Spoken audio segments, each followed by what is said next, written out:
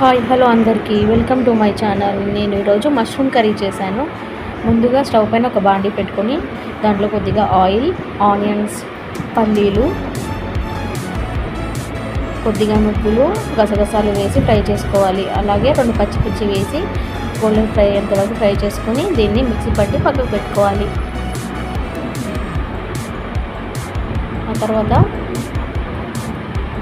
కొద్దిగా ఆయిల్ వేసుకొని కర్రీ కోసం ఆనియన్స్,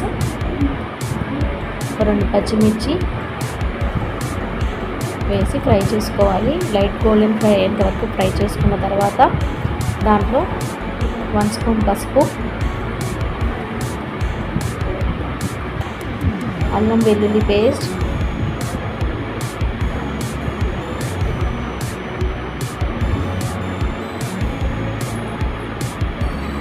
వన్ స్పూన్ సాల్ట్ వేసుకొని ఫ్రై అవ్వనివ్వాలి.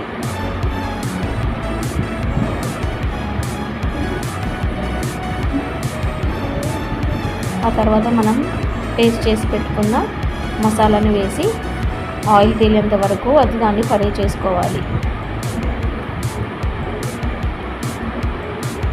ఆ తర్వాత 1 స్పూన్ కారం, 1 స్పూన్ ధనియాల పొడి వేసి అది బాగా ఉడికేంత వరకు ఉడికించుకోవాలి. ఆ తర్వాత మనం ముందుగా శుభ్రం చేసుకొని పెట్టుకున్న మష్రూమ్స్ని వేసుకోవాలి.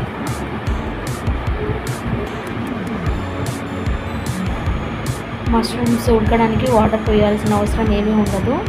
మష్రూమ్స్లోనే వాటర్ ఎక్కువగా ఉంటుంది. సో మష్రూమ్స్ కొద్దిగా ఉడికిన వెంటనే వాటర్ అనేది బయటకు వచ్చేస్తుంది.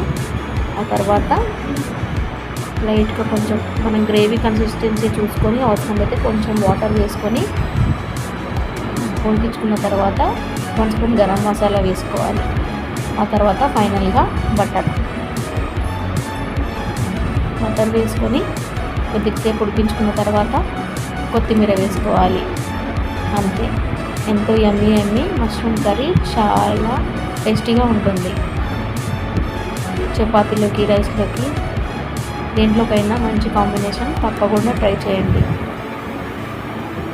Thank you friends.